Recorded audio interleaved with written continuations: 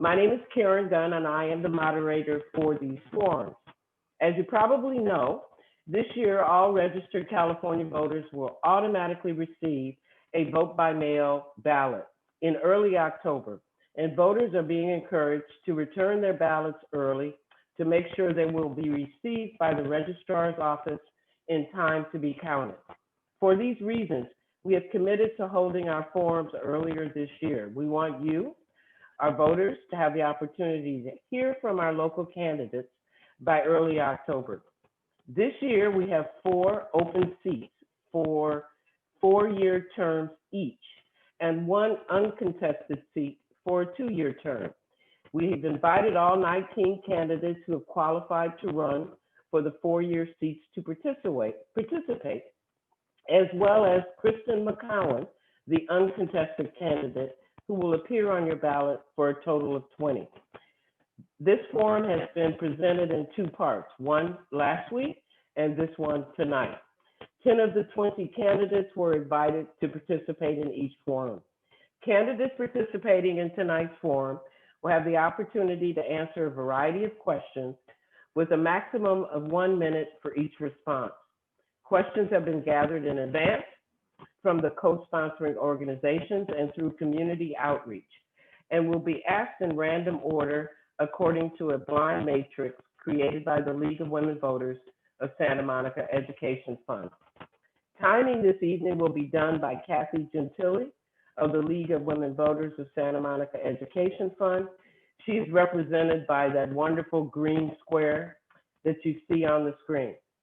Kathy, are you going to display any signs, the 15-second sign and the stop sign? So that's just for everyone to see who's watching and the candidates. When candidates see the stop sign, they will complete their sentence and I will move on to the next candidate. So I want to make sure that's clear.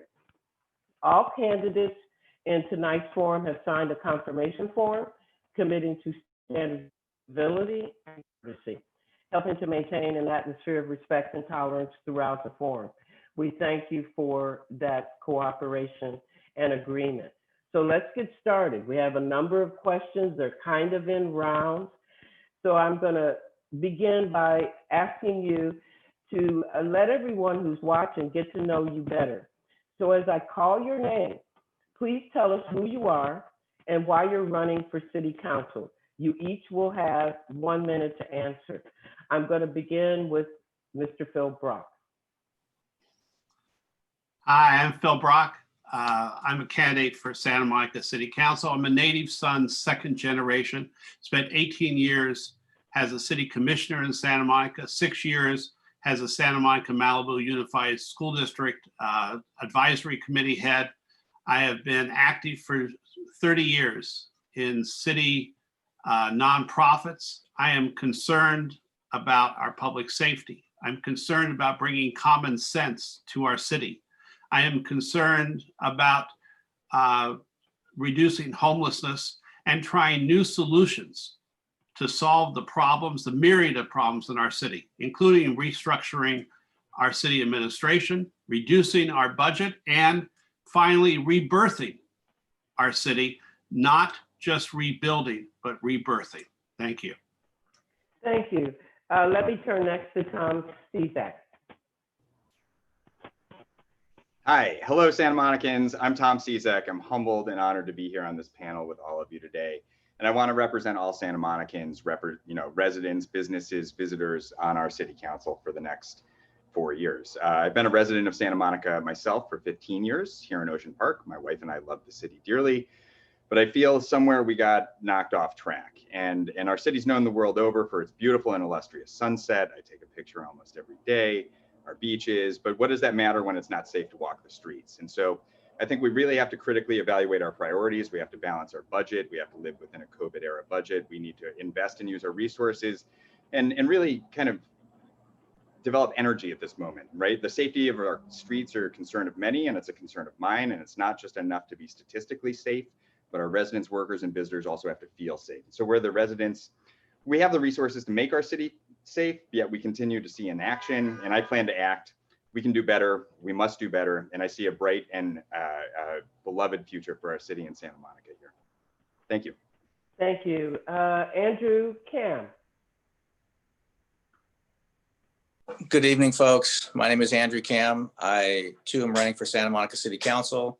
I've been a resident for 30 years. I've spent 17 years working as a teacher, teaching economics and government.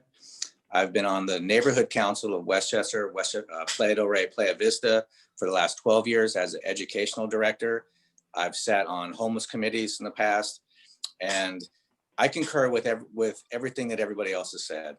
I believe that Santa Monica is not nearly as safe as it was. And I've had several meetings with police organizations, and they concur. Even though we have some statistics that are showing reduction in crime, it's the feel out there. And if you walk the promenade, if you walk 4th Street, if you walk Main Street, it doesn't feel safe anymore. I think we need to reclaim our parks. And I think most importantly, we have to create a very business-friendly environment. There is vacancies up and down this town, from Montana to Main Street, and it's sad. The corner of... Thank you, Mr. Cam. Chip Martin.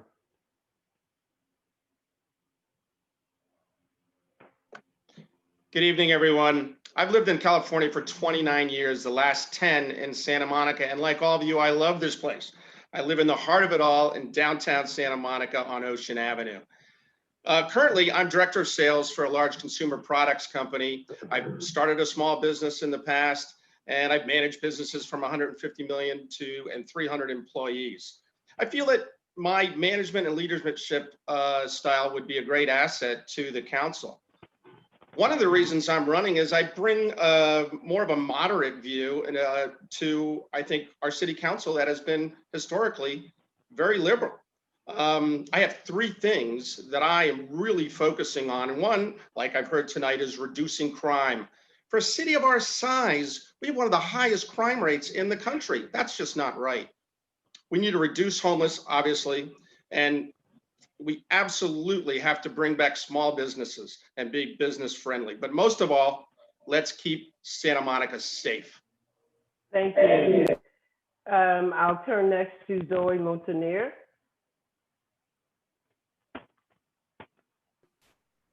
Hi, my name is Zoe Montaner. I'm the founder of Compassionate Santa Monica. I'm also the founder of Giving Tuesday Santa Monica, the biggest social movement in the world. It comes after Black Friday and Cyber Monday. Giving Tuesday supports non-for-profits around the globe. I also have written pieces for the Santa Monica Mirror and the Santa Monica Observer as a citizen journalist. You can find more about me at my Twitter, my LinkedIn, my Instagram, and my Facebook. You can find me on Twitter at the Santa Monica 1 is my handle, as well as Facebook, and LinkedIn is my name, and Instagram is my name as well. I am running because I have experienced firsthand the results of bad policy and bad politics. I have experienced in my bones and in my skin what is the result when there's inaction. Even as we speak, I was talking to members of City Council at the last Mid-City Neighbors meeting, and I have not received a response to my concern. Thank you. Thank you. Let me turn next to Terry O'Day. Good evening, I'm Terry O'Day. I'm the current Mayor Pro Tem, and I've been serving on the City Council since 1910. I'm running again for re-election because this year we've seen a series of crises. It started with a public health crisis, then it moved to a fiscal health crisis. We have a leadership crisis that we transitioned out of our manager to a new city manager, as well as losing a council member and bringing on a new council member.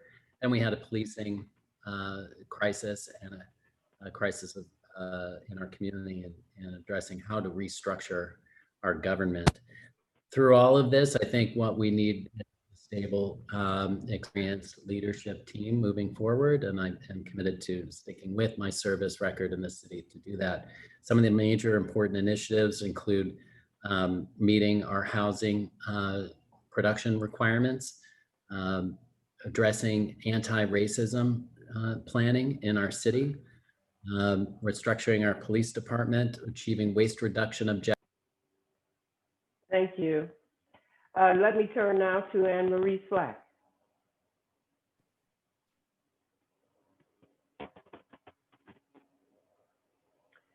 You're still muted, Ms. Slack. Can you unmute yourself? Yes, There you I'm go. unmuted. Thank you. Yes, we were playing tag there. I'm Anne-Marie Slack, and I'm running for city council because this city is very divided right now. I'm on all the social media apps for our neighborhoods. I'm on the Citizen app. Everyone is feeling very scared about their safety, about the direction the city is going. But I also know that we actually are a safe city, but we are in a place right now where we are very well known for homeless people to come into the city from all over the country. And I applaud our police for the fact that they do police with compassion towards homelessness. I think that we have been making efforts. I work at Starbucks. I've dealt with the homeless firsthand. I work for a nonprofit, or actually run a nonprofit.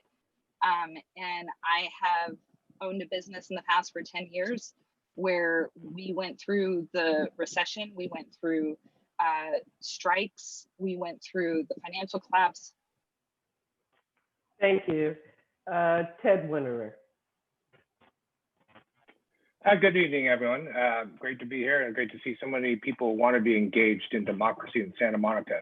I am Ted Winter. I have been a Recreation and Parks Commissioner, a Planning Commissioner, and I've served on the City Council since 2012. I've lived here in Santa Monica since 1992, and there's not a 6-month period in that time that's been as dire for all of us in government and all of our residents and our businesses as the last 6 months.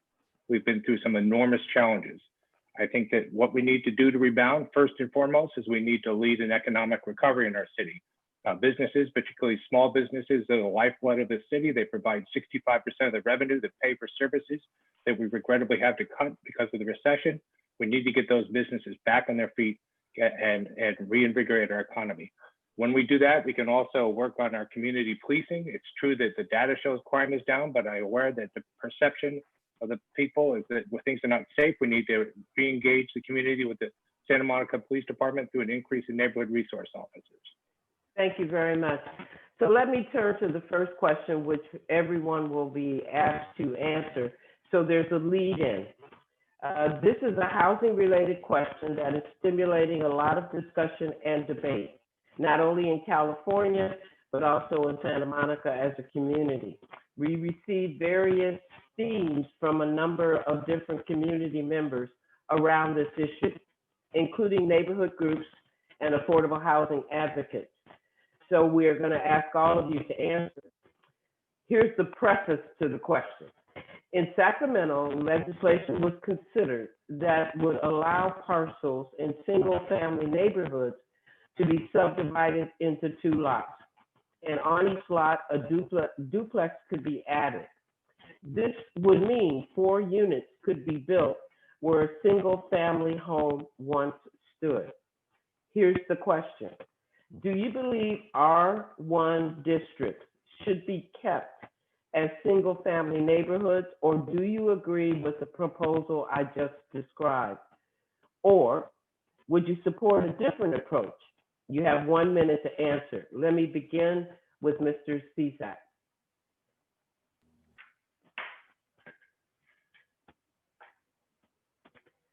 You need to unmute, Tom. Oh, I think we're playing tag, trying to unmute ourselves and be unmuted. Okay, I see. Similar to Anne Marie. So, hey, yeah, R1 districts, should they be kept as single family neighborhoods or not, or should I support a different approach, right? I'm not Ben Allen, I'm not Richard Bloom. I don't really get to design that approach right now. So what we're seeing coming from the state, I absolutely agree we need more housing. I think we could put 10,000 units of housing in Santa Monica and they would all be rented out. Our weather's great, people want to live here.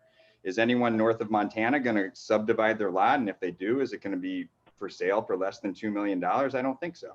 So I think, what we have to think about here is, yeah, R1 districts, should they be kept?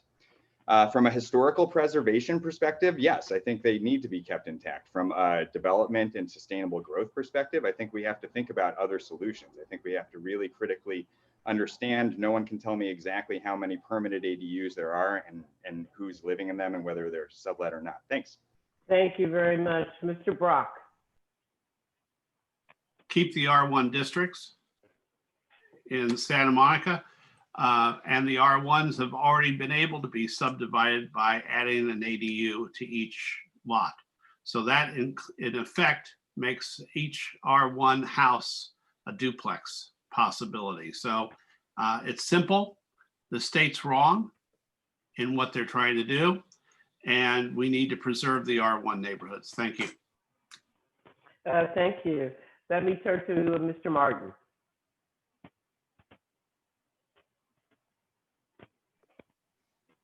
I am definitely opposed to messing with our R1 and single family residences in their neighborhoods.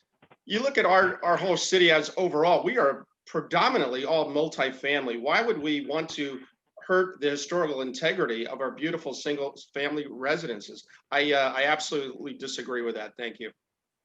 Thank you. Mr. Kim.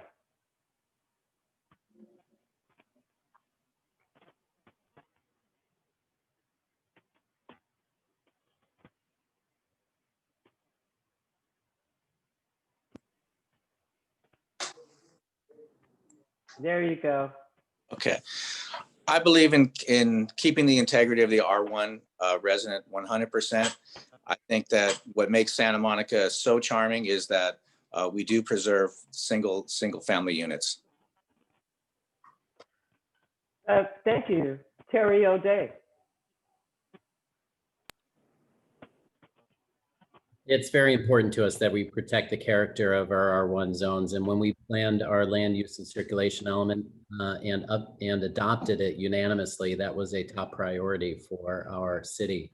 That priority continues. Unfortunately, too many in the state, too many communities in the state, and too many people in our own community have fought the production of housing that is required to meet the state's demands. And that's what's contributed to the astronomical growth in the price of housing. It's this housing crisis that we have to face, and we have to address it in our community. Otherwise, Sacramento is going to cram solutions like this down our throat that are suboptimal for our community.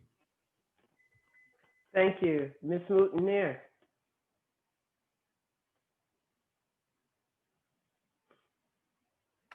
Thank you. I do believe that it's up to the voters to decide this. The voters have spoken loudly and clear, speaking to our legislators in Sacramento. But as a voter myself, I can support the single family neighborhoods R1 because it's the core of the character of this community. We definitely need to build housing, affordable housing specifically, but we need to find a way to do that without sacrificing the character of our city. Thank you. Mr. Winterer. So I think we have to consider housing and also proximity to transit. We all know that if you build housing close to transit, you enable people the option of not using their single occupancy vehicles to get to and from work and to do errands.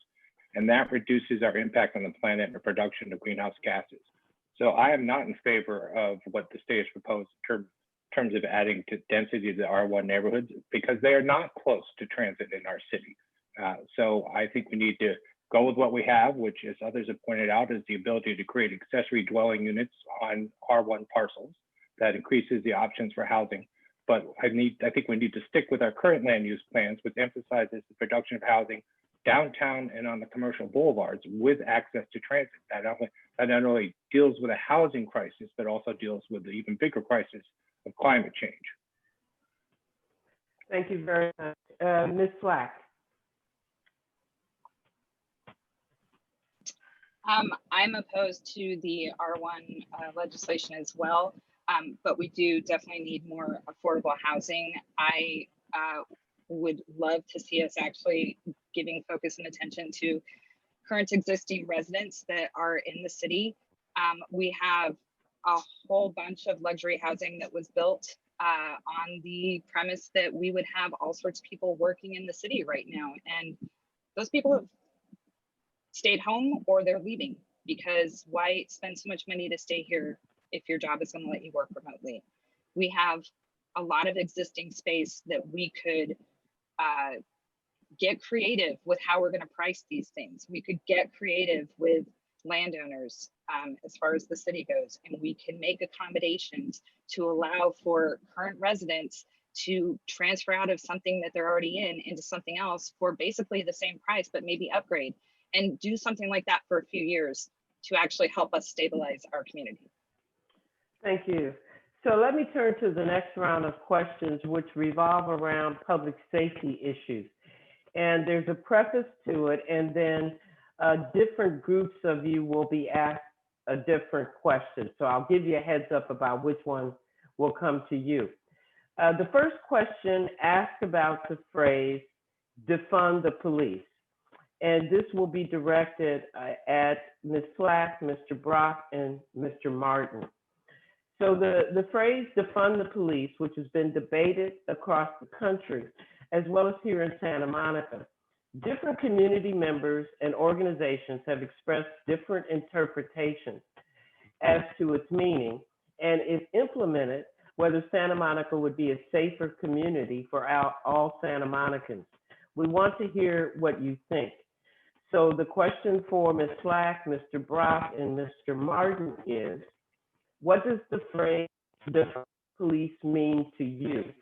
As a council member, how would you approach keeping Santa Monica a safer community for all Santa Monicans?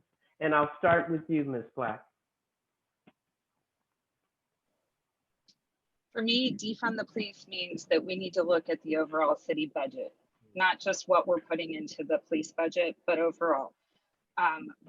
What needs to happen with the police to, I think, make us most effective for the safety of the city is we need to give them more resources of mental health assistance. They only have very limited resources from DHS. I talk to the police on the street often. I talk to the people that count the homeless people. I am well aware of the fact that homeless people don't always take the vouchers or take the assistance that is available to them. But there's a problem with that, because you can't go into a shelter if you are in your addiction. You can't go into a shelter if you are not clean. We need to look at detox centers to help enable a pathway to shelters, to help enable a pathway to recovery. And we need to triage our homeless situation into the groups that they are. They're not all violent. Thank you. Mr. Brock.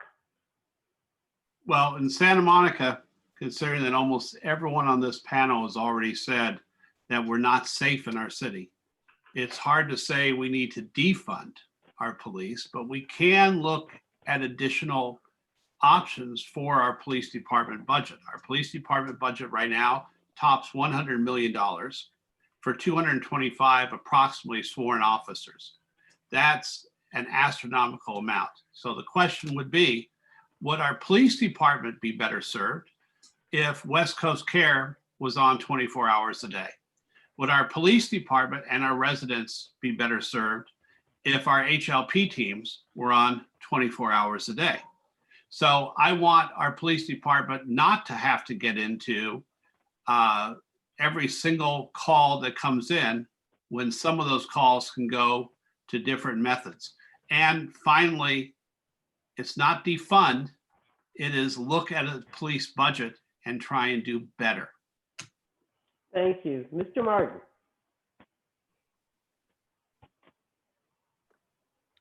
First of all, I really don't like that terminology of defund.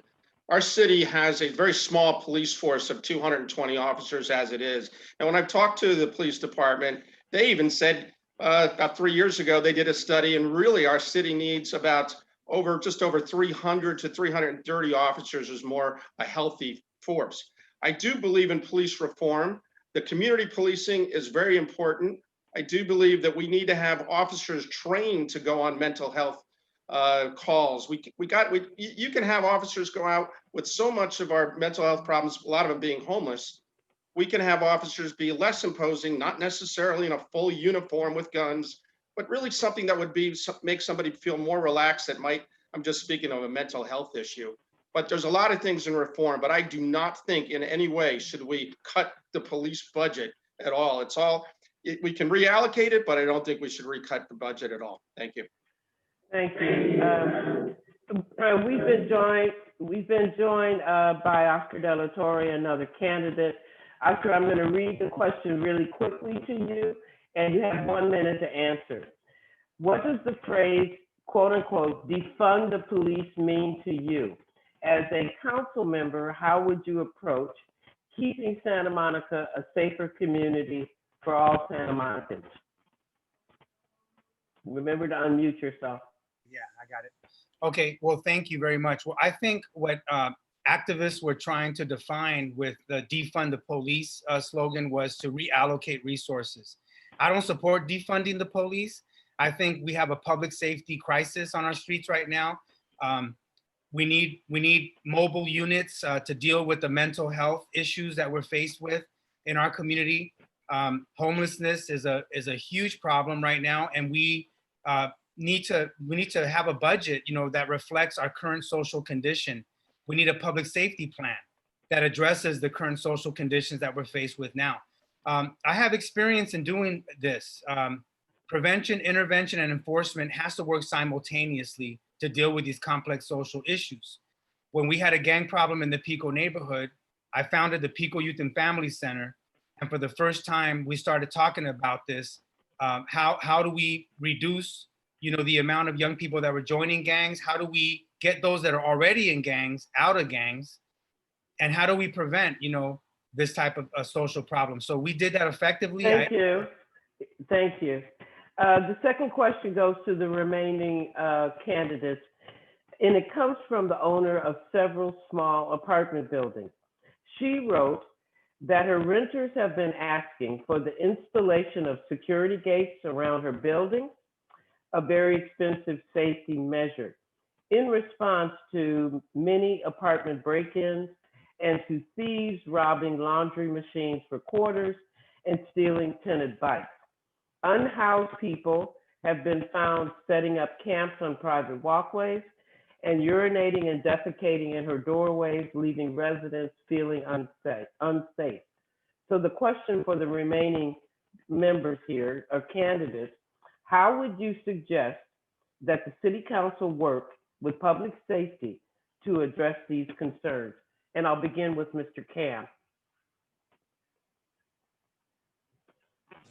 Well, it's a difficult problem. I'm in an apartment building that we face some of those exact issues, and we've added lights, we've added some cameras, we have motion detector lights surrounding the building, and I think it's going to be very difficult for the police to be able to respond to every single incident of somebody sleeping in a doorway or urinating. I think a lot of responsibility should rely on the landlord and on the tenants to be much more vigilant. I think with programs like Neighborhood Watch, working as a community, we can make a dent in this. But I believe that if we call the police, often it takes a half an hour, 45 minutes, and one of the tenants will end up going out and dealing with the intruder. Thank you. Terry O'Day.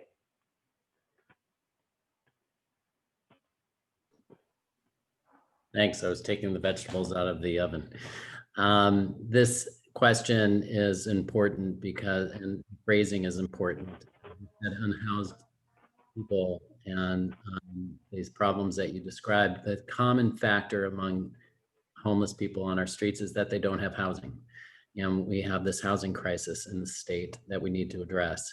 In our community, the way that we can address this directly, the quality of life issues that have come up, is humanely creating programs of outreach to reach those individuals on the streets and get them into programs that they need to support them in every way. And importantly, we need to take an approach that keeps our streets safe and clean, and engages mental health experts, social policy experts, social workers, and reaches people where they are and brings them into where they can get support. Thank you. Mr. Winterer. So there's various ways we need to address these quality of life issues that people are experiencing. I first want to say we need to make sure that we all understand that being homeless by itself is not a crime. And there are many people out there unhoused through no fault of their own because they missed a paycheck.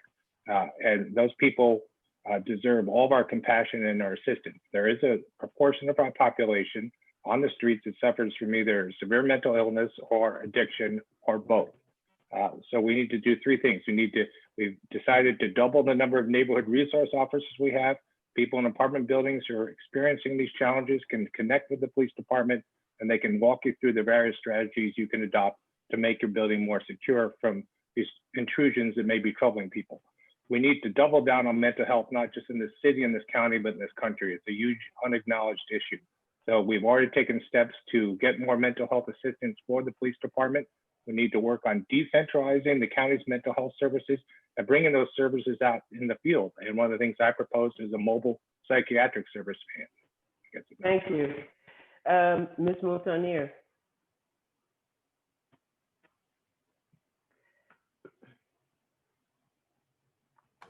Hi, yes, 2 years ago, I partnered, Compassionate Santa Monica, my organization, partnered with Ring, that is a local company that has a device to protect, that has cameras to protect your home.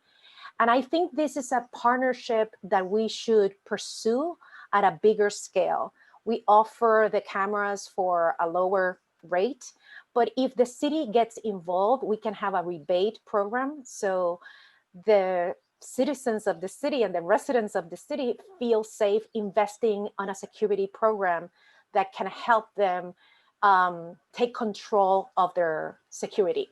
Another thing is that I founded over a year ago, City Sane Summit, to address the mental health issues that I was seeing, not only on the streets of Santa Monica, but with the residents of Santa Monica.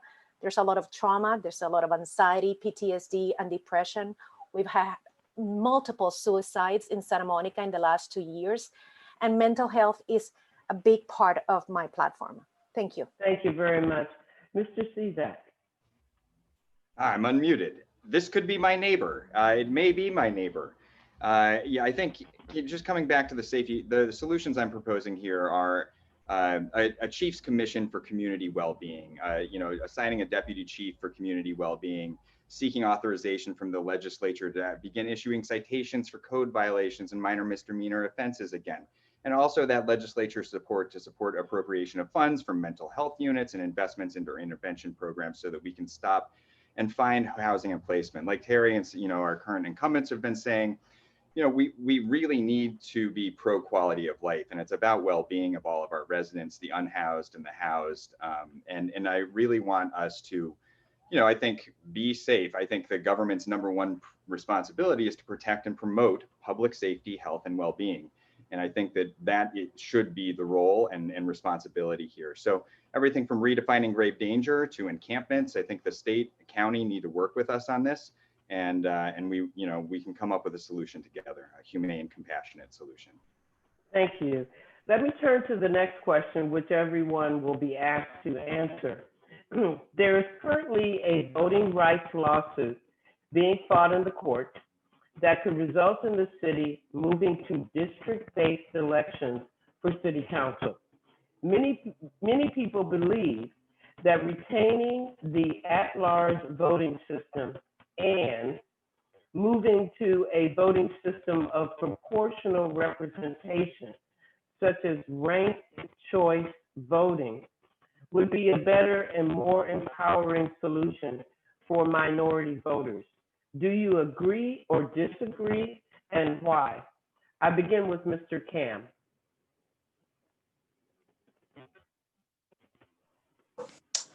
I believe it's unnecessary. I think Santa Monica is a small enough city where I think that we don't need to potentially bring in gerrymandering. I don't think we need to divide. I think that our overall diversity of our community makes for a better sense of fairness. And I think if we were to, we do have some neighborhoods north of Montana we talked about. We have the neighborhood around Santa Monica College.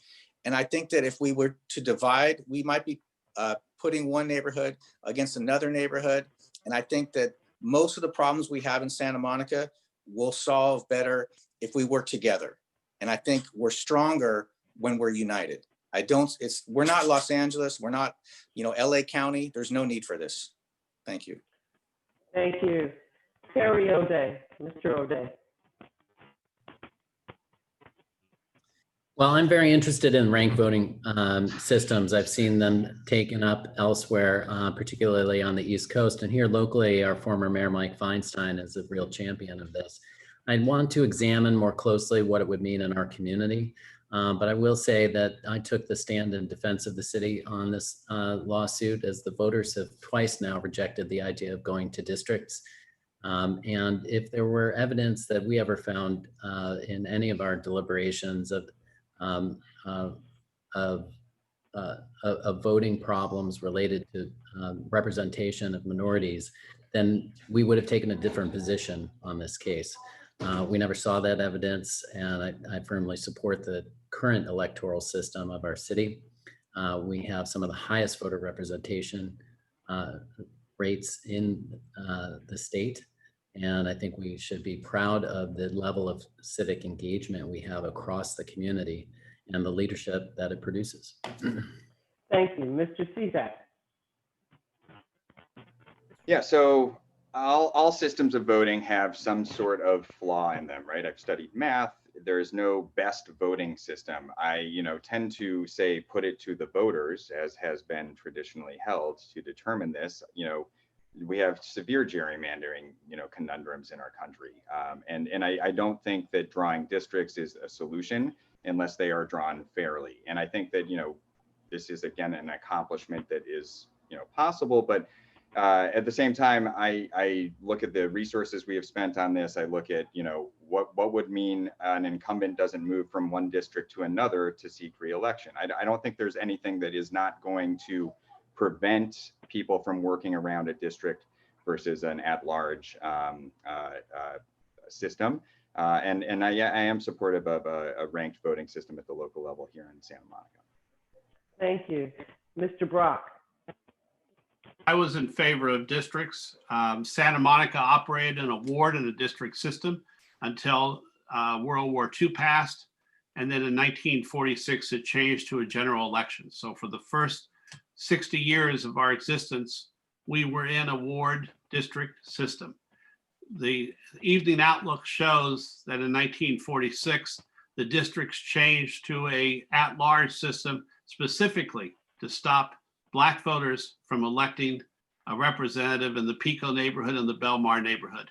So yes, there is systemic racism that existed in the formation of the general election system in Santa Monica. It should be changed. It should have been changed without a $22 million price tag, approximately, as Ted Winter said the other day.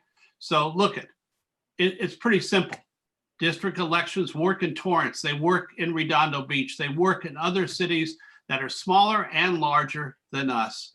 And it lowers the cost for city council candidates and enhances representation in the city. Thank you. Thank you. Ms. Moutanir. Hi, I was in favor of supporting the district election for two reasons. I ran for city council back in 2014, and out of 12 candidates, I was number 12. The city used my name and used my candidacy to defend the case on its appeal.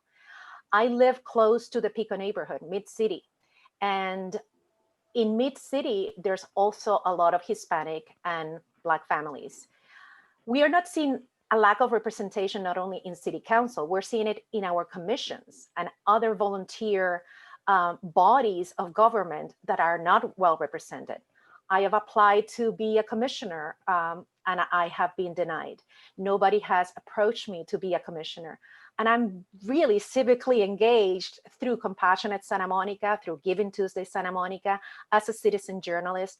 So this is one of those instances that I have suffered myself, the result of bad policies and the result of bad politics. So if we Thank are, you. Mr. Winterer. So I'm absolutely in favor of taking a good long look at ranked choice voting. Until recently, the impediment was the county registrar, who did not have the ability to process ranked voting. They now do. So now is the time for us to take a look and see if there are salutary benefits in terms of implementing that sort of system. I have not been in favor of district elections. I think that it divides up the city. I'll give you an example. The city council moved forward on an effort to close the Santa Monica airport because everybody on the city council represented everybody across the city. If we were in districts, you might have representatives from Ocean Park and Sunset Park. When it comes time to close the airport, you might only have 2 votes to do so. We would never get that 227 acres of land back for a great park. I also believe that if people were interested in going to districts, they should have been pursued democratically through a ballot initiative rather than a lawsuit, where, as Phil noted, the plaintiff's attorneys are asking us to pay them $22 million at a time we're in a severe budget crisis. Thank you very much. Mr. Martin.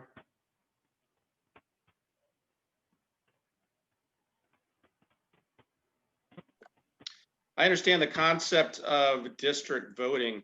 As we've heard, a little bit on other candidates talking, my concern is that, if you're on the city council or even running, you're only focused on your particular district. And I really would think that would divide us. I'd like us to be more, unified and not, be focused just on individual districts. I would, really at this point probably favor just the way it is right now at large voting. Thank you. Thank you. Mr. Delatorre? Yes. Well, I support district elections because in a 6-week trial, the judge determined that there was a history of discrimination.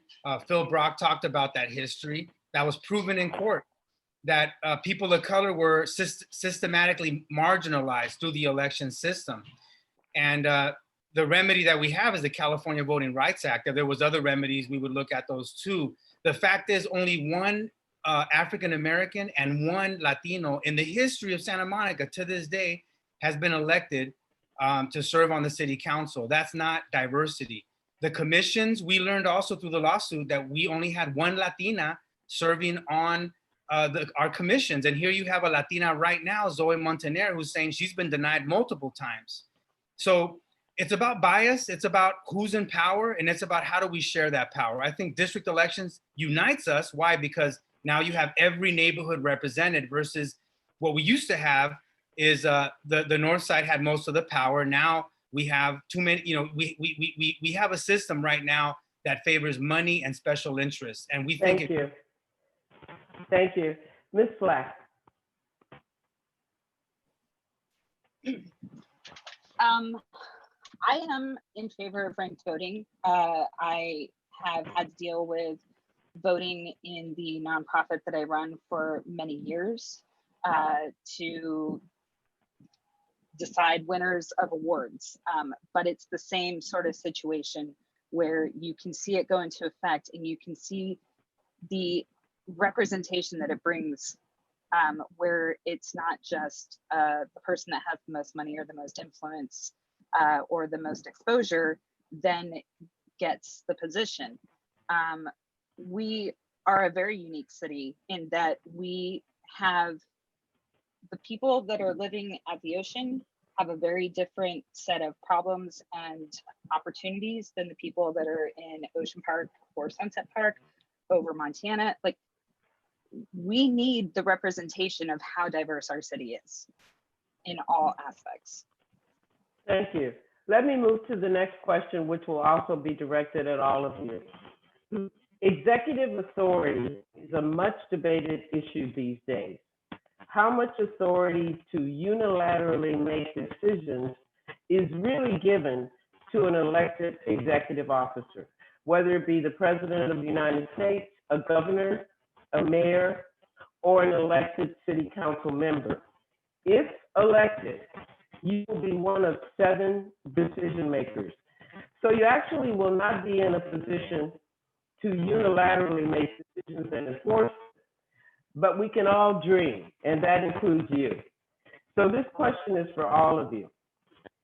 You're given absolute authority in Santa Monica for one day to do one thing. What do you do? And the caveat is, don't say that's not realistic.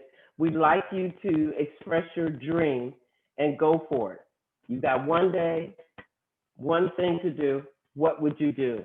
I begin with Mr. Martin. That's easy. I would clean up the homeless and get these people all the help they need, the mental health and homes and everything we could possibly do to get the help for these individuals. Thank you. Mr. Winterer. Yeah, I agree with Mr. Martin. If I had, the executive authority, and we're imagining here that you have unlimited power for one day, I would get all the homeless off our streets into permanent supportive housing where they can rebuild their lives, get them into the mental health treatment they need, get them into addiction treatment they may need. Not saying they all need those, but a preponderance of those people on the streets are suffering from those 2 illnesses. And I would look forward to them all being able to make better lives for themselves through that magic wand I had that allowed them to get off the streets and into housing. And I think that, not only would our community benefit, but obviously all those individuals living on the streets, their lives would be so much better. So that would be a wonderful dream to be able to execute. Sadly, it's not pragmatic, but it's great to fantasize. Thank you. Thank you. Mr. De La Torre.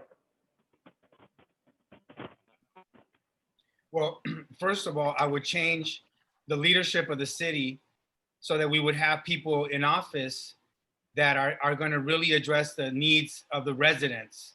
Because I think that the current culture that we have in City Hall is a culture that favors special interests, big money, but not the quality of life needs of the residents. So everything else I think would change from that point forward. Homelessness, crime, public safety, because you would have a new focus and a new priority in City Hall. Thank you. Mr. Cam. Well, I agree with the 2 other gentlemen that solving the homeless problem would be of paramount issue. And I would divide the homeless up, and the homeless people that just needed financial, monetary help would be helped first. We'd get them into some housing, and then I would try to get the people that have addiction, the people that have substance abuse issues, we need to get them into programs, and we need to have sustainable help for them. And in a perfect world, that would change everything for our city. It would change everything for the country. Thank you. Thank you. Mr. Brock. City, both administrative and city council, so that residents are in charge of the city they live in. Thank you. Mr. O'Day. Well, Karen, you said absolute authority, so I'm going to stop sending our tax dollars to war efforts. I'm going to end plastic consumption in the city. We have a plastic plague. Like others, permanent supportive housing to help people off our streets. Housing is a human right, and we should never again see people on the streets. I would eliminate petroleum consumption, converting our entire fleet to renewable zero emission vehicles. I would end traffic fatalities by providing active, sustainable transportation options that are safe and protected, and providing lifelong education in this community for free. That would reach from preschool and daycare all the way through our senior education opportunities like the Emeritus College Thank you. Ms. Montaner. You said one thing or plenty of things? Because Terry O'Day had a wish list over there that I agree with 100%. But one thing, obviously, we have consensus here. We have found common ground that it will be taking our houseless neighbors and our house neighbors off the streets, build that type of housing that not only will provide mental health care, but also will provide a skill set so they can re-enter society and be members of society that can sustain themselves and support themselves. So that is a big component. But I would love also, since Terry just went overboard with his wish list, to have protected bicycle lanes. I've had 2 accidents on bicycle. I do not have a car. I only use my bicycle in town, and I managed to use public transportation on my bicycle, but we need more protected lanes, like the ones we just have in Broadway. And it has made a difference to the biking community in Santa Monica. Thank you. Mr. Cizak. I'm going to pick up right where you left off and say we're going to name the Broadway bike lane the Green Wave. And we're going to give all the bike lanes and multimodal corridors that are protected names. And we're also going to provide universal internet access for everybody in Santa Monica, because we got to close the access gap. And this comes back to the home.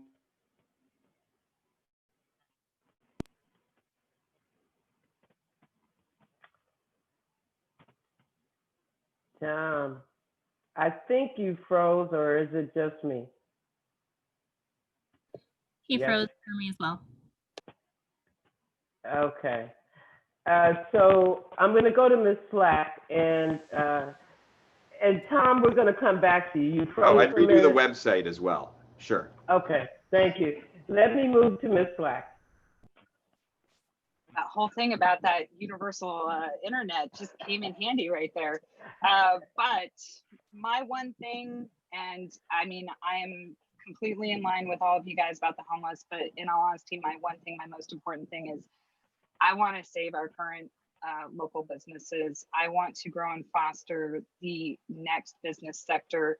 It is the lifeblood, especially of our community. We are, and with that, it can have a ripple effect. We will be able to employ more people. We will have more people that can afford to pay the rents, and we will have property taxes being paid.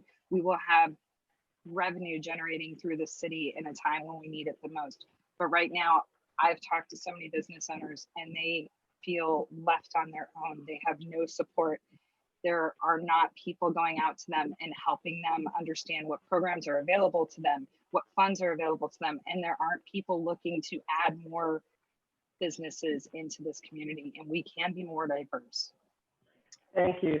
And as we move to the next round, I've been asked to remind you that when you see the stop sign from Ms. Gentili, that if you try to finish your sentence. I hate to interrupt people, and I don't want to do that. So now this next question relates to mobility in Santa Monica, and you will be given different questions. So for each of you, let me preface what your question might be with this explanation. And it comes from a Sunset Park resident family. They write that before the COVID quarantine, it was impossible to leave their neighborhood to drive south or east between 4:30 and 7 p.m. without being endlessly stuck in traffic. Particularly of concern is 23rd Street, also known as Wallgrove, backing up coming into Santa Monica in the morning and leaving from Santa Monica in the evening. Neighborhood residents feel the city council has turned their back on Santa Monica residents in favor of businesses in the middle of town. Nothing has been done to address these traffic situations effectively. So the question to Ms. Montaner, Mr. Cizak, Mr. O'Day, and Mr. Wenderer is as follows. Before heavy traffic patterns return, will you address these issues if elected, and how? And I'll begin with Ms. Montaner. Yes, I would love to meet with the mobility department in Santa Monica and the planning commission and the planning department to really understand what we are dealing with and address this, because it's a quality of life issue. When I told voters that my platform is to have Santa Monica be a safe city where they can thrive and have their best lives, this is a quality of issue that is part of safety. How do we drive around the city? How do we move around the city?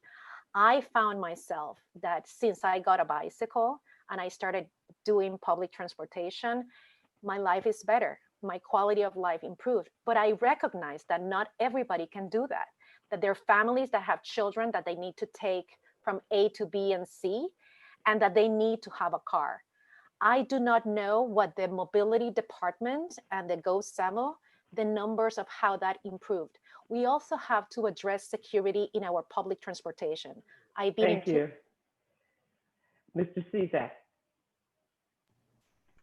So this comes down to we need fewer cars in Santa Monica, and so before COVID, after COVID, I think the underpinnings here are we need more accessible partnerships with our taxi operators, including Lyft and Uber. We need deep partnerships with in direct contact. We need to reallocate the Breeze funding. That's coming up next month. Can't wait to see what happens there.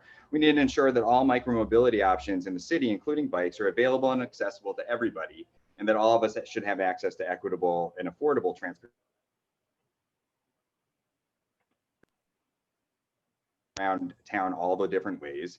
And I really think that, committing to mode shift more than committing to infrastructure for cars is the way forward here. So that comes through education, marketing efforts, and circling back to the platform with marketing, we just need a more robust system. Thank you. Thank you. Mr. O'Day. Tom gave a great answer, and I'll build on it. The ability that we have right now is to continue to invest in alternatives. I co-founded Move LA many years ago, and that is what expanded our rail system with over $100 billion of investment throughout LA County. And we're still working on building out that rail system, including the extension of the Wilshire subway, which will provide some relief on the east-west. We still have a significant problem on the north-south, but I've also been a major proponent of safe and protected bike lanes that we've expanded throughout the city, and of stopping overbuilding our parking. When we overbuild parking, it encourages people to drive, and so we have to stop doing that. The reality, though, and I think that one reason why this question is particularly important is that is this COVID moment. And office dwellers are not coming back quickly, and it dovetails with a mega trend of ride sharing. And so we need to rebuild our alternatives. Thank you very much. Mr. Winterer. Yeah, specifically on the concerns expressed by the Sunset Park resident, I should note that for years we tried to work with the LA Department of Transportation to do something about the choke point where 23rd Street turns into Wallgrove. We have finally made progress with them, and hopefully there'll be some infrastructure changes there that helps expedite some of the automobile traffic. And we also should note that we did fund the Sunset Park traffic study. Unfortunately, because of the budget crisis, we've had to delay the capital improvement projects, would ameliorate some of the concerns expressed. But I agree with Tom and Terry. Long-term, the answer is to create more opportunities for people to be mobile without using their automobiles. And that means more investment regionally in mass transit. We're headed down that path. That can't come soon enough. It needs more bus-only lanes like we implemented on Lincoln. And when I was mayor, I worked with Eric Garcetti to expand those down past the Venice border. It means more protected bike lanes. I get around town on my bicycle just like Ms. Montagnier, and I can tell you, it's gotten much safer in the recent years, but it needs to be even more safer to use a bicycle in the city. Thank you. The next question is for the remainder group here. Sustainable, livable communities are characterized as denser, walkable, and bikeable neighborhoods with mixed-use development. Do you believe this is the appropriate direction for the city? Why or why not? And I'll begin with Mr. Martin.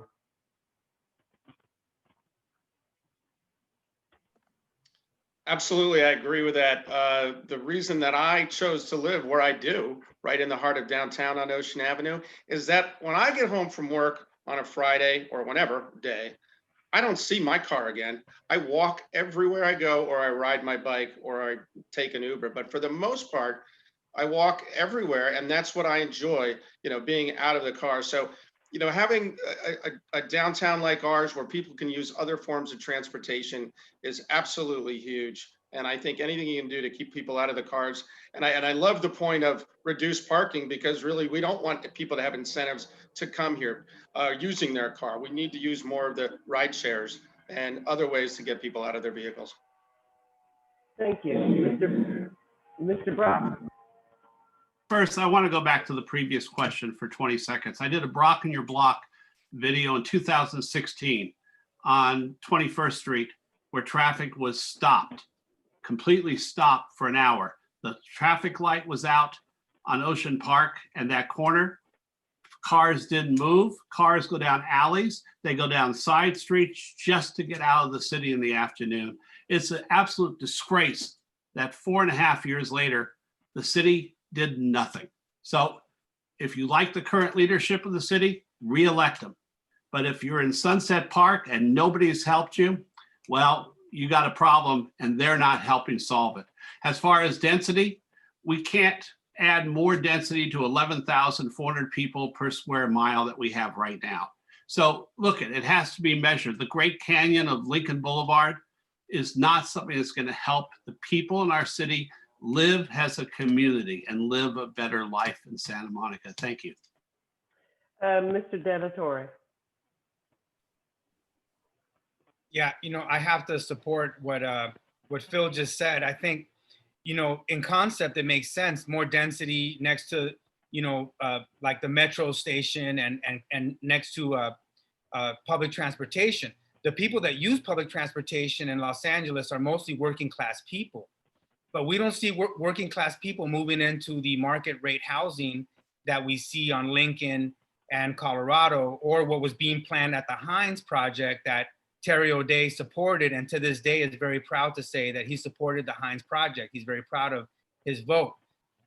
So what I want to see is affordable housing. What we see from the current city council is unaffordable housing. And it's pushing working class people away from the city and from those metro stops that they should, and that's the majority of the people that use public transportation. So there's a problem there. I think that we need change in our city government to make sure that we're looking out for everybody, not just for the people that have money that can afford to live here. Thank you very much. Mr. Cam.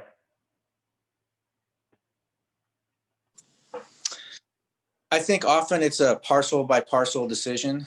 I think if it's a small building, having the bottom floor be commercial and the upper floors be residential, I think often is very optimal. You can walk down and grab a cup of coffee. But I do agree with the previous people. What we've done to the intersection of Lincoln and Colorado is irresponsible development, in my opinion. You took out a tiny little coffee shop, Norms, and we built a monstrosity. And for the people that have to drop off kids at Michigan, for the high school, for the people that have to go north-south, when those apartments are filled, it's going to be a disaster. And I think that what makes Santa Monica great is there's plenty to walk to, but I think we have to be very responsible when we develop and not overdevelop. Thank you. Ms. Black.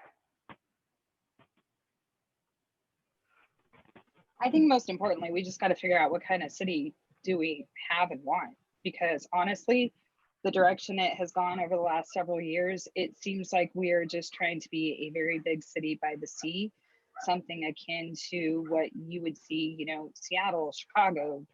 Chicago's not by the sea, but by the water. And I don't think that's what residents exactly want. Everyone that I'm talking to, and every single one of us that has already spoke about being here, it's not what we want either. I mean, we talk about this being a neighborhood, a community. And with how the density and development is going, we are eliminating what that concept is. And we definitely are reducing the ability for affordable housing. Oscar is absolutely right. The people using the public transportation, they're people like me who pay 54% of my income to live in an apartment just so my kids can go to a good school. Thank you. So let me turn now to the next question, which will also be asked of everyone. And this came from a number of community members. The question is, what organizations or individuals are providing primary funding to your campaign? Who has endorsed your campaign? And which ones are you proudest of and why? I'll start this round of questioning with Mr. O'Day.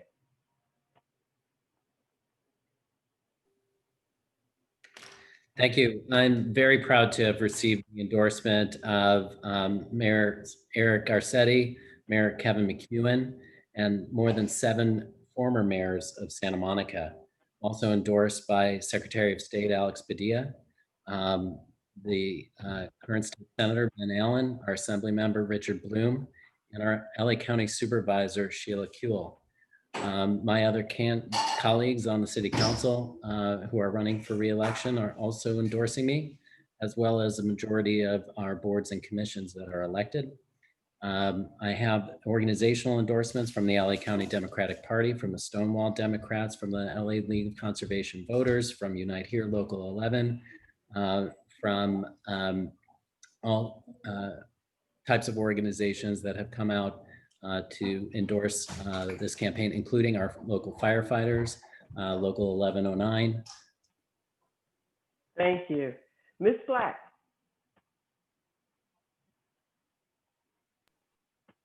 Well, hopefully my daughters can count as my proudest endorsers, but I'm as grassroots as you get. I am the one knocking on every single door, going to the businesses by myself. I have exactly 7 people who have donated to my campaign. The things I'm paying for are from their kind donations and out of my pocket.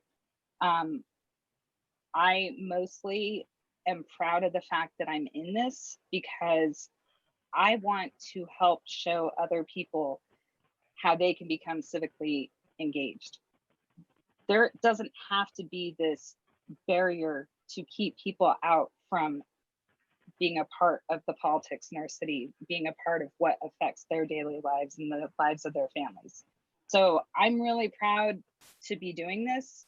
I am the underdog and I totally accept that. And I love being the underdog. Thank you very much. Mr. Winterer. So all of our funding gets disclosed tomorrow and will be available to the public for review. My funding thus far comes from residents of Santa Monica and some from friends I have scattered around the country who are fortunate enough to be able to afford to make a donation to me.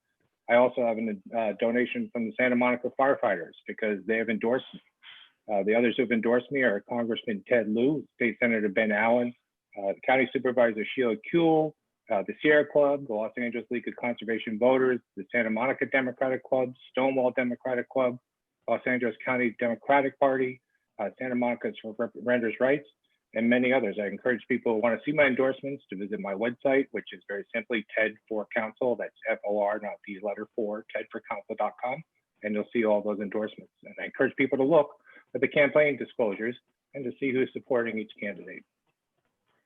Thank you. Ms. Moutonnier.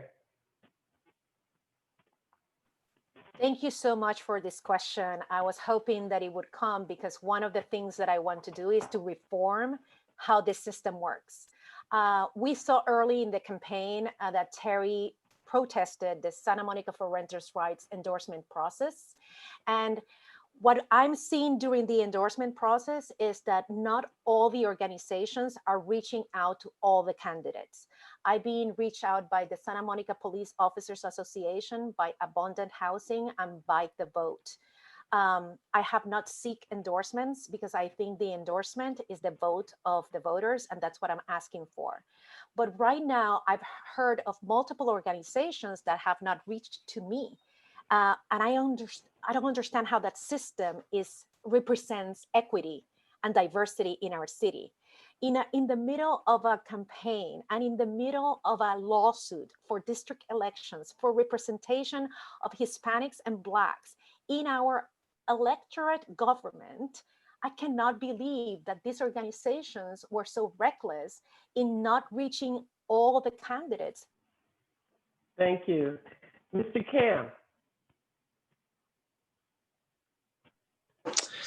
Well, I'm proud to say that I'm funding my entire campaign on my own.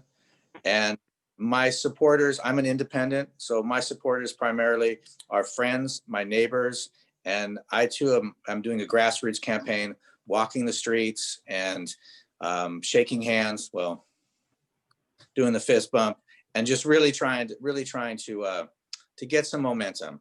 And I do agree that we need campaign finance reform, and the part of the election policies are in favor of the incumbents.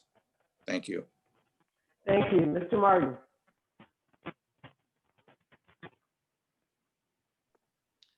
I'm completely self-funded, and I find it interesting that, yeah, the incumbents that have been on this council for 20 years can rattle off everybody that's endorsing them because those people are known. Hey, I'm new to it. A lot of us are new to running on this. So no, we don't have the endorsements. I have endorsements from a large group of my neighbors, business owners up and down Ocean Avenue and throughout the downtown area are all endorsing me and are supporting my campaign. And I really appreciate all the support I've been given from the downtown area.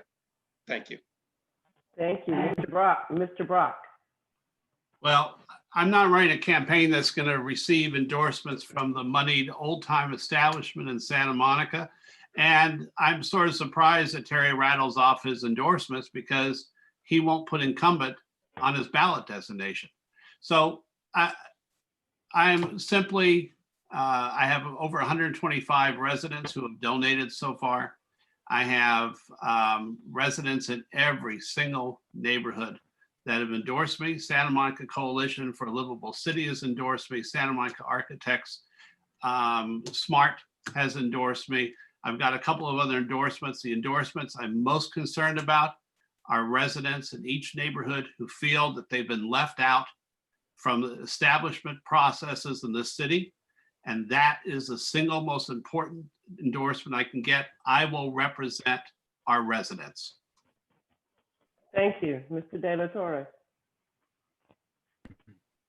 Yeah, yes, I want to just echo what Phil said. You know, if you notice, the incumbents receive all the endorsements, and that's the reason why is because the way you get endorsements most of the time is you get all your friends to pay the membership dues to join. And when you look at the organizations that are giving out the endorsements, they don't resemble the diversity of the city of Santa Monica.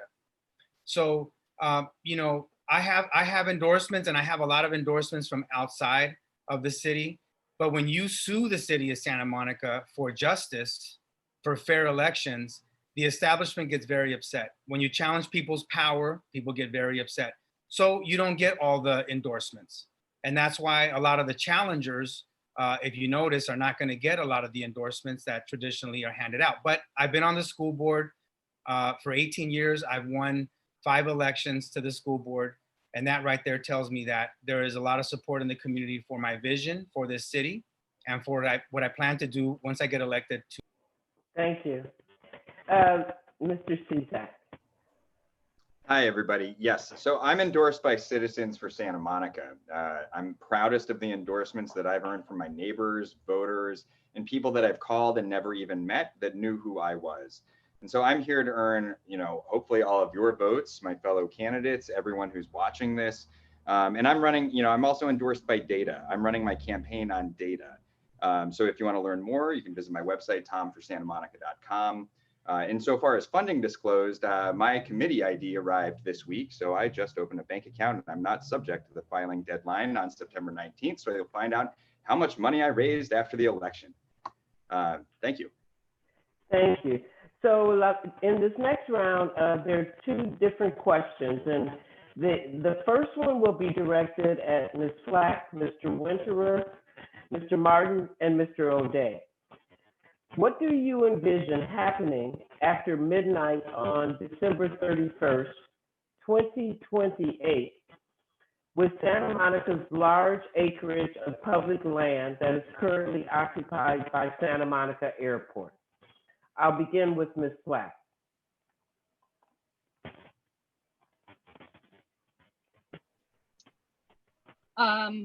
Well, I would love to see it go towards much of what we have been talking about during all of our questions, which is resources for homeless. We also need resources for our senior community. This city has a large senior population, and on top of us not having a whole lot of affordable housing for the working class, we don't have a whole lot of housing for our seniors. And I would love to see that lot be converted into something that is reflective of what is in our community and what needs the most attention. The homelessness needs a huge amount of our attention. The working class and the seniors, they need affordable housing. We don't even have a way to get into a point of entry for a housing market for most people in this city to be able to be a homeowner.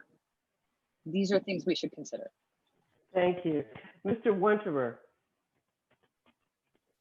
So we entered into consent decree with the FAA that allows us to close the Santa Monica Airport, as you pointed out, at the very end of 2028. I was the fourth and deciding vote as mayor when that came before the council. I'm proud of that vote. I look forward to creating a large park there. Nothing else can be built on that land because the voters approved Measure LC a number of years ago. So anything other than the existing buildings there, they're either currently leased out to aviation or non-aviation tenants, can be built there without voter approval. So what we need to do is go through the environmental analysis and the financial planning to create that great park there. So when it comes time to close down the airport, we're ready to start breaking ground on serving our community, which, as we all acknowledge, is because of historical trends, is underparked with 227 acres of new parkland. And that's going to be a wonderful day when that happens. That's my plan for what would happen on midnight, December 31st, 2028. Thank you. Thank you very much. Mr. Martin. I'd like to see it turn into an amazing park, not similar to the amazing Golden Gate Park in San Francisco. I know you would have to do some votes. It would go on a ballot if you were to designate a certain area for affordable housing. But I think if there was an area you could do that and it did get on a ballot, perhaps that would be an avenue as well. But just creating an amazing park would be a really great thing for our city. Thank you. Thank you. The next question, which is directed at the remainder of you here. If you identify $1 million in new funding that had to be spent in the coming fiscal year, based on what you know today, what would be your single top priority for use of these funds? Mr. O'Day, I'm going to come back to you. So let me stop for a moment. This is probably the first time I've had a glitch like this. Let me go back, and I apologize to everyone, and I'll repeat the question that I was just reading. It was about the envisioning of December 31st, 2028, please. And my apologies. Of course. Thank you, Karen. You're doing a great job. So I appreciate your time tonight. We already, because of the council in addressing the impacts of our airport, are seeing results. Jet traffic is at a mere fraction of what it once was, and the neighbors around the airport can attest to the measurable improvements in the quality of life for that part of our community. What we'll see, as Ted pointed out, as a result of our community saying we're taking local control of the future of the airport, is, and I anticipate, an open, inclusive process to plan the future of the park and its facilities. And this is an important question because we need to start that process during the term that results from this election. It is going to take us some time. It feels maybe like in some settings that's a long time away. It's right around the corner in terms of land use planning. And from that community plan, we need to finance it. Thank you. So let me now go back to the question about the $1 million. New funding to be spent in the coming fiscal year. Based on what you know today, what would be your single top priority for use of those funds? And I'll begin with Mr. De La Torre. Well, you know, $1 million is not a lot of money. When I was growing up, I dreamed of being a millionaire, and now $1 million I see doesn't buy you a house in the city of Santa Monica. But still, what I would do then is take that and leverage it so that we can put it in a pot and invite the region, so the county and our cities that are adjacent to us, Beverly Hills, Culver City, Los Angeles, all of us, to help with the mental health crisis that we're facing in our streets, to prioritize mental illness, to have mobile units that are reaching people on the street, to provide the support that people need, so that we can address the mental health issues that are impacting our quality of life and impacting the life of people, even homeless people that are in our streets. Their lives are a little bit more riskier with having people that have untreated mental illness in our community. Thank you very much. Ms. Moutonnier. Yes, the first thing that I would do is to reach out to one of the prestigious foundations that we have in this country to get a match for that $1 million. So instead of 1 million, we will have 2 million. And then once I achieve getting 2 million, I will put a top priority mental health, a mobile mental health system that helps our unhoused neighbors. And I will always put a little bit of that money to the safety of our neighbors. So the rebate program with Ring, the company that is in Santa Monica, for security cameras for our neighbors. Thank you. Thank you, Mr. Cam. Well, I agree with Mr. De La Torre. $1 million, unfortunately, doesn't go very far. So what I would do, I would divide it up just among the schools in Santa Monica. Let every school have a couple $100,000, $100,000, and let them spend it as they wish. Thank you. Mr. Brock? Yes, we need to restore park rangers to our city. We need to make sure our parks are safe. They're less expensive than deputized police officers. Park rangers would be a good addition and would keep our parks safe so our residents could go there. I want to add something. I was corrected by Mr. O'Day. Mr. O'Day is putting Mayor Pro Tem on his ballot designation, and I apologize to Terry for the mistake. Thank you, Mr. Cizak.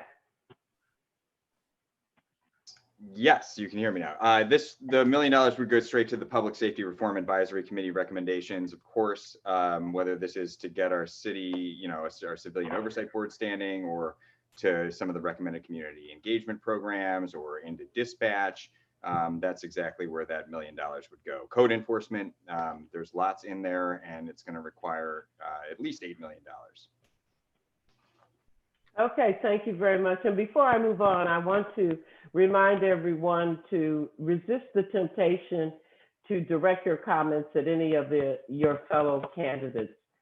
This forum is not intended for that purpose, and the league would like to have you refrain from that and to use the opportunity to address the issues that are brought forth in the questions.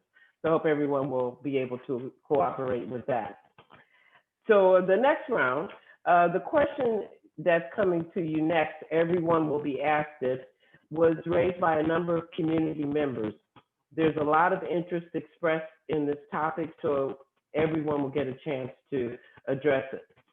The city of Santa Monica has been a remarkable partner to the Santa Monica Malibu Unified School District, supporting the city's children and schools through the Master Facilities Use Agreement with tax revenue sharing and through the Playground Partnership.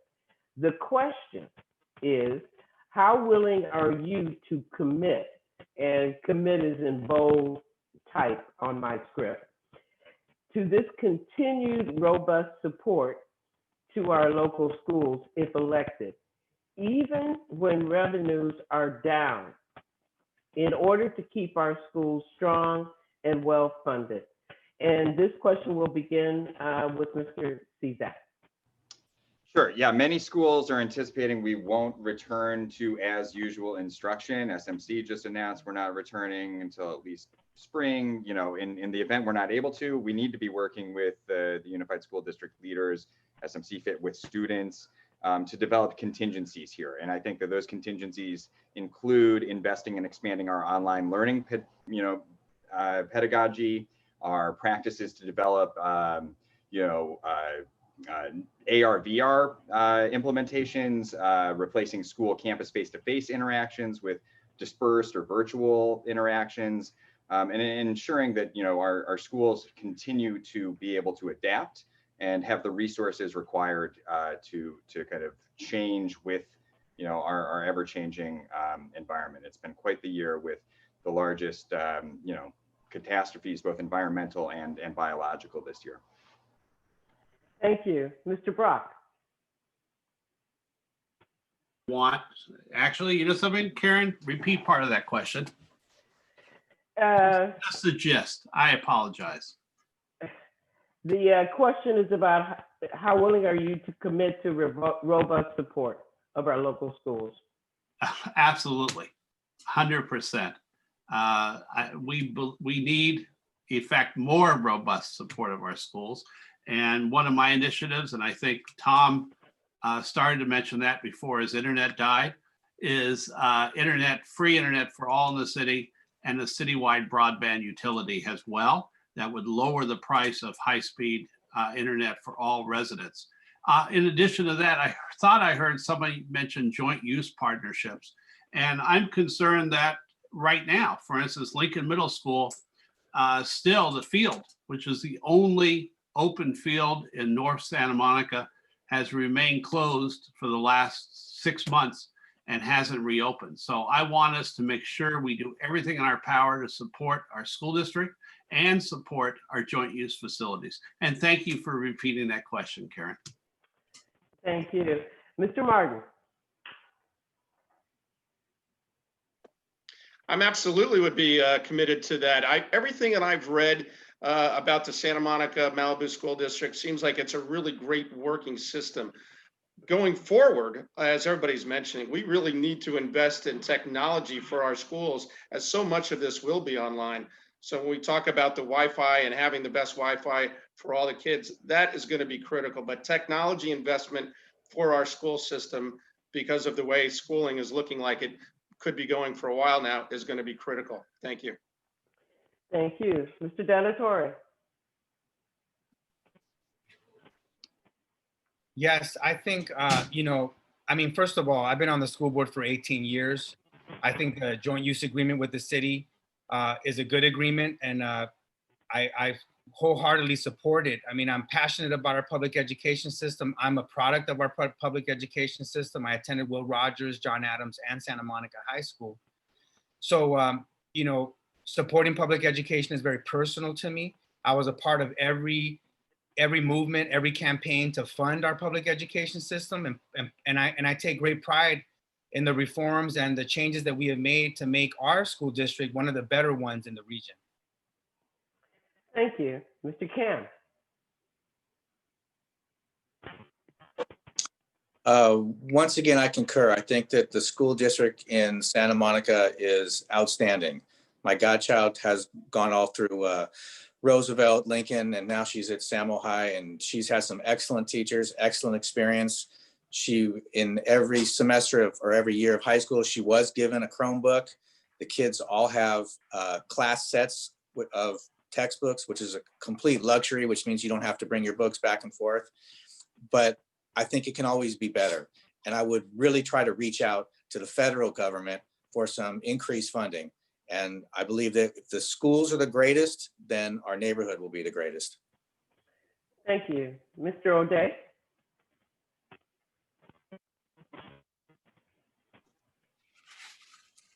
Thank you. The partnership between our city and our schools is one of the bedrocks of this community.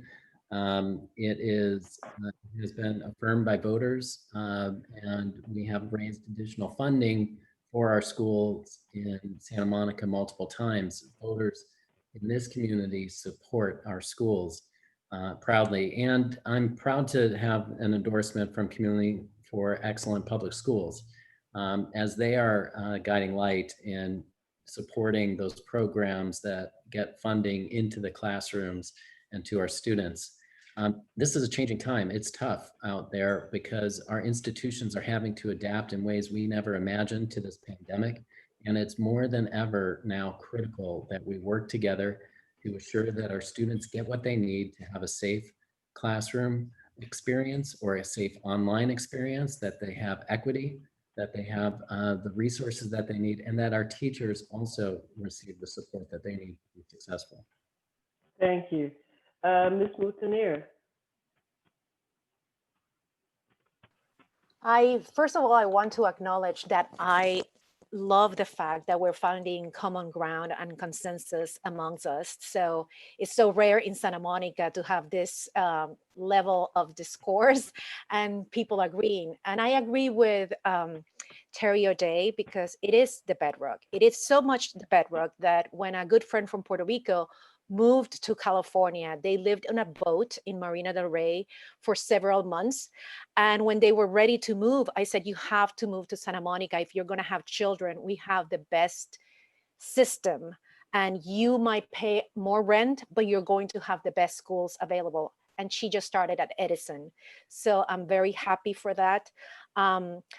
But Terry mentioned something that is important, that we didn't imagine to be in this situation. And the question is why we didn't imagine to be in this situation when the city had a resilience department, when the city should have been projecting that this might happen in the future. So we have to think about that. Thank you. Thank you very much. Mr. Winterer.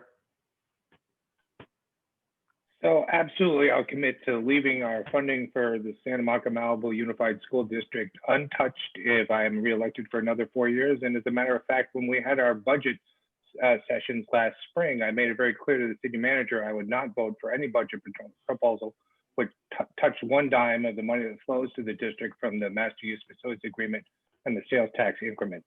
It's vital that our kids get educated, that are future of our city and our country. That's how they can raise themselves above the circumstances in which they were born. We know that school funding in California is a disaster. We used to be #1 in the country of per capita per student funding, and now we duke it out for the bottom 10%. So Santa Monica has been blessed to have the resources to provide money to our public schools. Both my kids, one of them is now in college, one of them is 8th grade, have benefited from the public school system here. So no way we touch that money, no matter how dire the budget situation gets, because it's our future. And I'll add that I also am endorsed by Community for Excellent Public Schools. Thank you. Thank you. Ms. Black. Yeah, I definitely would not touch any funds that go to the school, and I would do everything I could to get more funds into the school. One of the things we have to look at right now is we are very vulnerable to going through exactly this again. The chance of us having something like a COVID virus coming again into our systems and changing our way of life, that is a possibility, and we have to plan for that. Not just a stopgap, but we have to have a long-term thinking about that. One of the great things about the schools is, for me personally, for having my daughter who's gone through jams and both daughters who went to SAMO, I had one daughter actually graduate from Olympic. I'm so grateful for the resources that were available. But we need more funding because we need to prioritize mental health for our students right now, because what they are enduring through all of this time and watching us endure, it is going to have lasting effects on them, and we want to help them. Thank you very much. I want to move quickly in terms of the last couple of questions. In our city, just like our nation, we seem to be divided around a number of issues that have been raised in some of the previous questions: housing, mobility, homelessness, etc. This question goes to everyone. As an elected council person or member, what would you do to bring our community together, keeping in mind that if elected, you will be one of 7 decision makers? And this begins with Mr. De La Torre. Well, being on the school board, we call it a governance team, has prepared me to be a collaborator, to work with people, to accomplish goals, and also to solve problems. And so I see myself as a problem solver. We've had problems in the Pico neighborhood. We've solved them working collaboratively. So I understand the power of collaboration.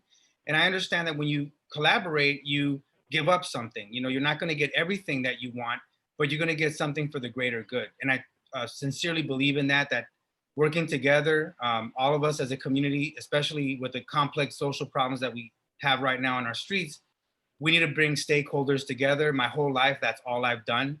Since I was student body president at Santa Monica High, I was president of the school board here, and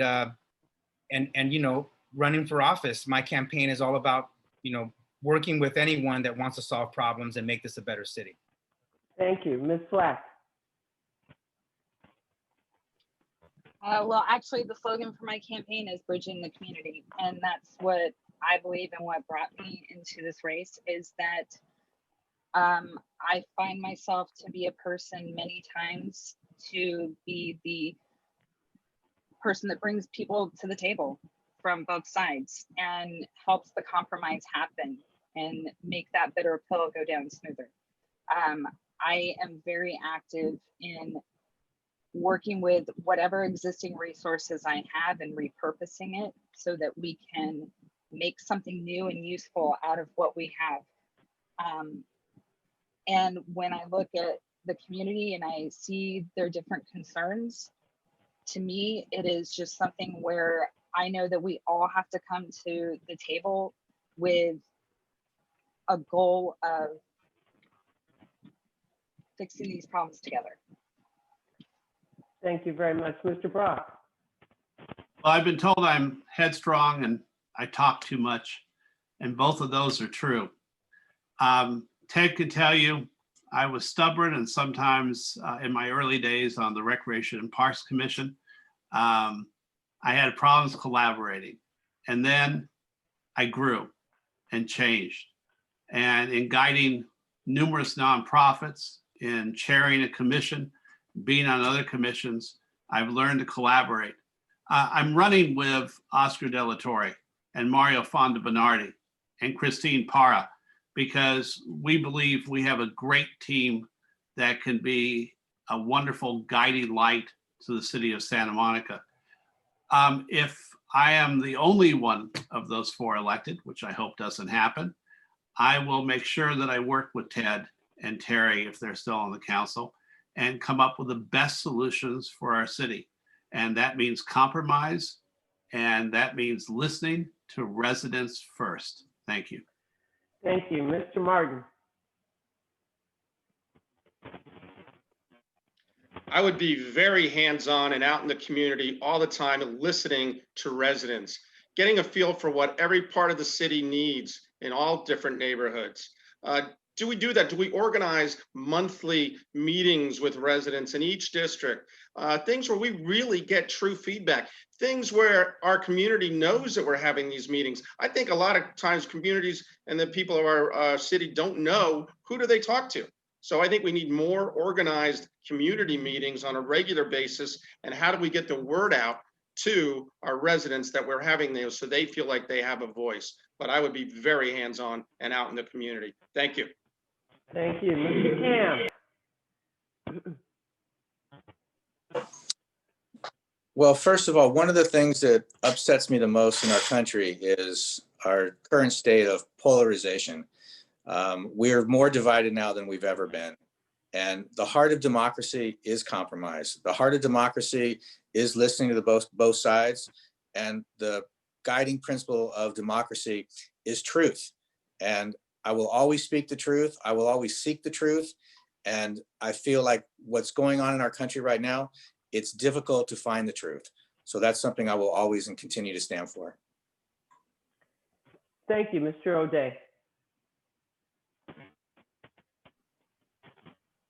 Thank you. Well, I think to begin with, in order to create meaningful dialogue, we have to make sure that every voice is at the table. And so starting with the principles around equity and inclusion, making sure that every voice is heard, striking an anti-racist tone and having an anti-racist strategy in our city is critical.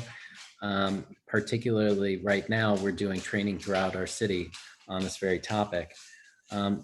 And given the pandemic and the impacts that it's created fiscally for us, it's harder than ever to create this dialogue. Everyone's at home. They're communicating through means like this. They're not meeting in public as we once were accustomed to. So we have to engage in new strategies to reach people, as other candidates have said. Coming ahead of us, we have some important planning processes. I already mentioned the planning process that we'll have to take on for the airport land. We also have meaningful housing commission meetings to address our production of housing. Thank you. Mr. Winterer? So I believe the two biggest threats to democracy in this country are Mitch McConnell and social media. I hope Mr. McConnell is gone after the election, or at least not in a position of power, but social media divides us. It puts people into tribal silos where they feed often on misinformation and form opinions based with like-minded people. That's a real challenge for us in the city as well as this country. And I'm not so sure what the solution to it is.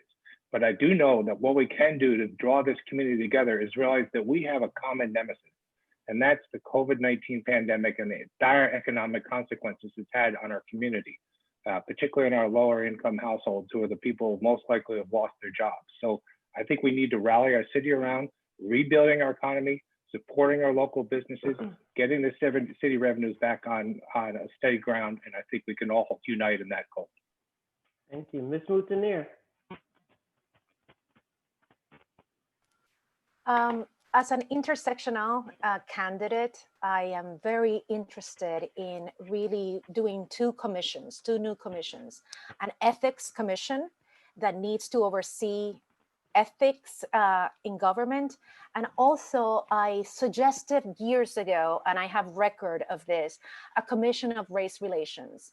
This is something that when I started my civic life in Compassionate Santa Monica, I got a unanimous vote. I got the Charter for Compassion in the city agenda, and I got a unanimous vote for all our city council members. However, we have not moved the needle, and every project that I presented as part of the Charter for Compassion and Compassionate Santa Monica has been rejected. So we have to ask ourselves, are we having every voice at the table? Because right now we are very divided. We are. And the slogan of my campaign before I started changing my social media in Facebook was bridging the divide. And the slogan of my campaign is something that my mother taught me. A strong woman stands for herself. A stronger woman stands for others. Thank you very much. Mr. Sita?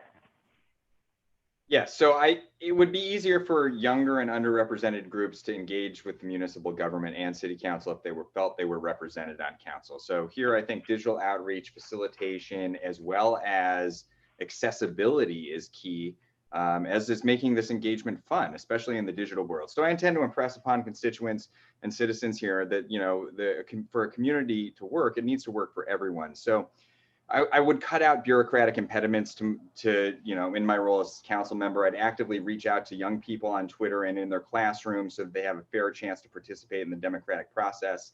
I feel that as a candidate, you know, and as our, you know, average age citizen here, I would bring the municipal government closer to not only a younger age and generation, but also closer to our digital age.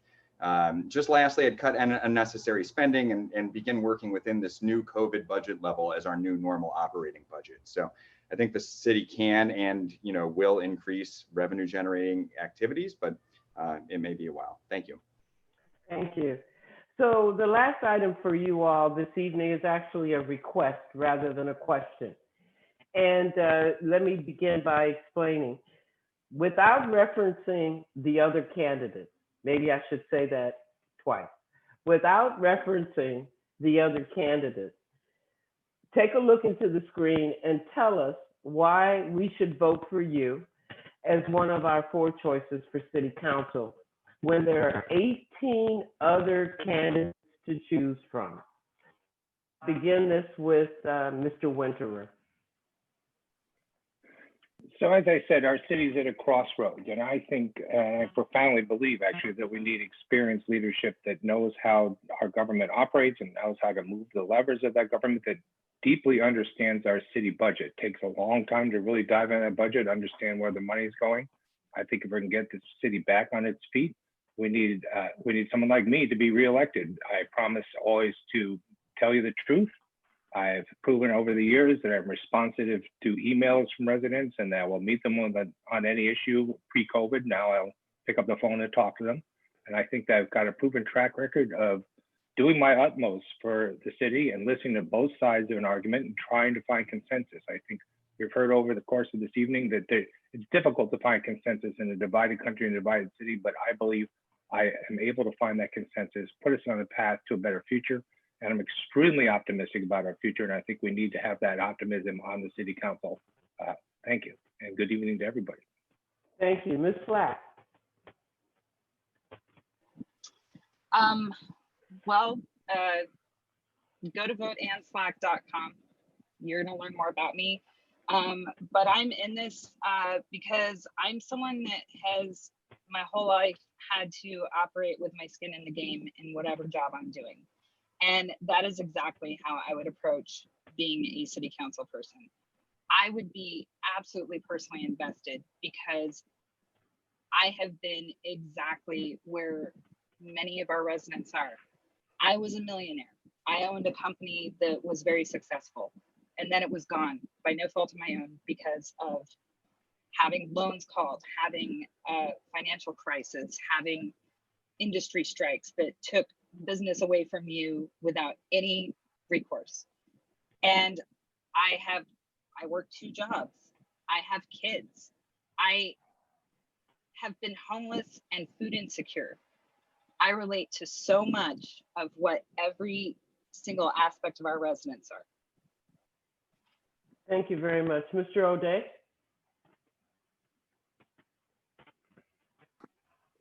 Well, thanks first for the invitation tonight and for acknowledging this great candidate pool we have. I find it so encouraging to have this kind of discussion and to see these new faces and emerging leadership positions in our city.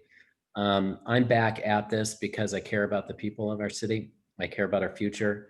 And I think that given the crises that we've experienced this year and the ones that we know are going to continue, and because of all of the turmoil that we've had, it's important to have committed, experienced leadership right now more than ever.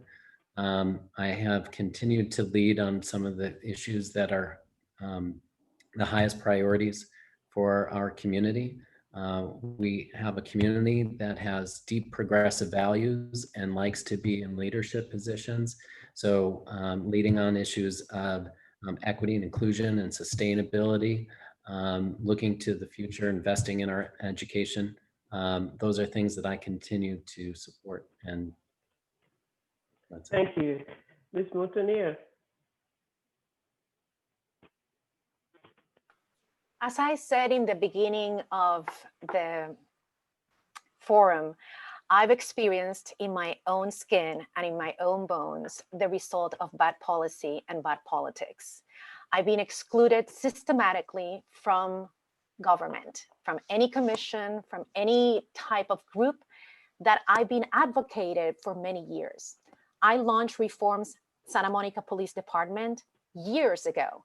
They formed a oversight committee and I was excluded once again. I talked about mental health in my very first meeting with Rick Cole. I've been blowing the whistle to mental health as a fundamental issue in our community. I was ignored, nothing, no funding, no support.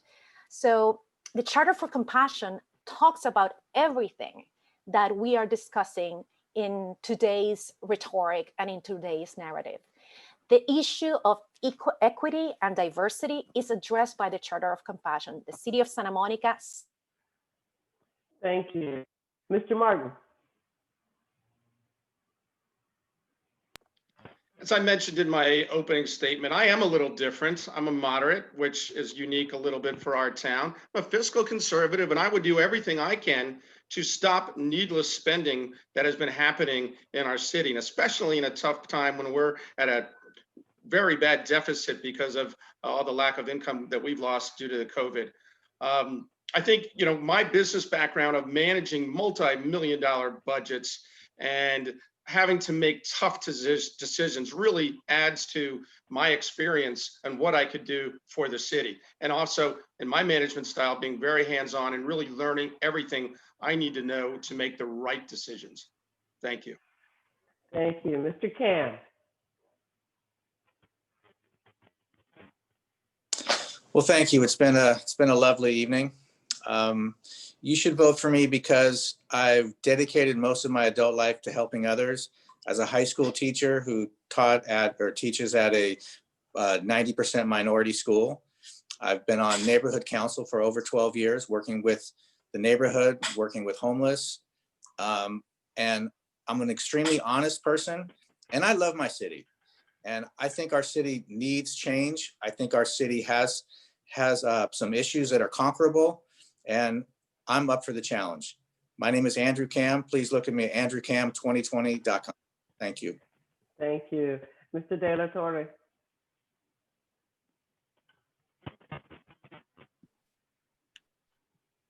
We have a homelessness crisis, a mental health crisis, a substance abuse crisis, irresponsible development that we see pushing small businesses and long-term renters out of the city of Santa Monica.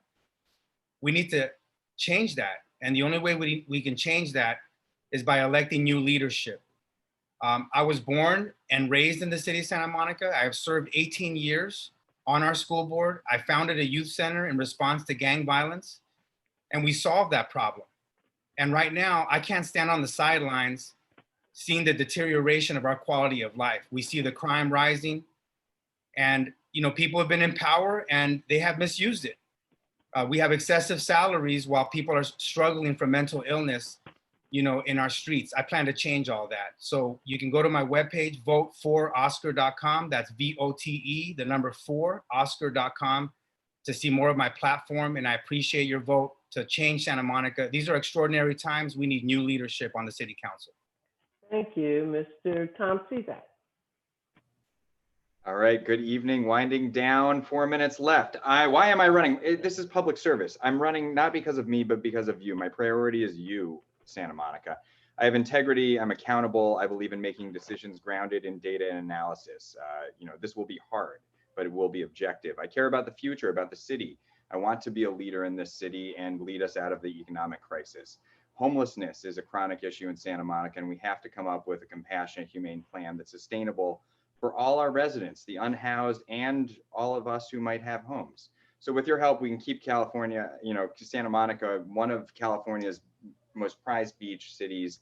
And, we can have a lasting impact on the community well-being with me as your next council member. Again, it's going to be hard, but we all love this place, and it's not about me. It's about all of us. Thanks. Thank you. Mr. Brock? I think we need common sense on our city council. If you believe that Santa Monica is a better place than it was 4 years ago, vote for the incumbents. If you believe we're going down the wrong path and the wrong direction, then vote for Phil Brock. I'm an independent voice with a lifetime of experience in Santa Monica, and I'm fighting for residents every single day. I have led historic preservation efforts. I've helped local youth charities. I have helped our seniors in our city. I've served on the Recreation and Parks Commission. I've served on the Arts Commission, and I have walked these streets since I went to Madison, Lincoln, Samo High, Santa Monica College, and UCLA. I've never left.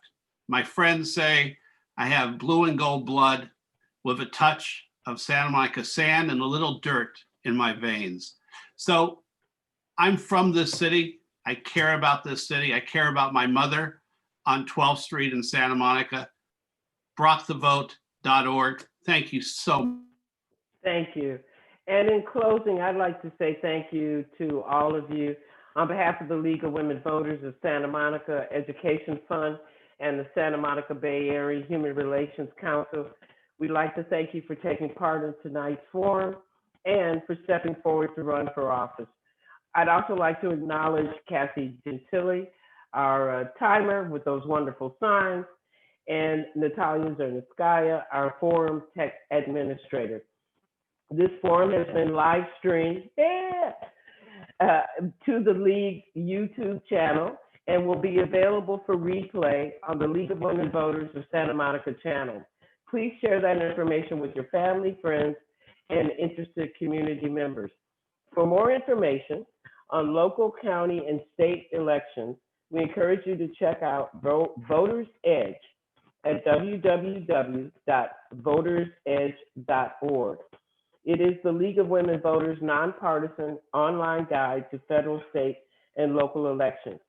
We invite you to join us for our next forum, which will be held on Wednesday, September 30th, and will feature candidates for the Santa Monica Malibu Unified School District Board of Education.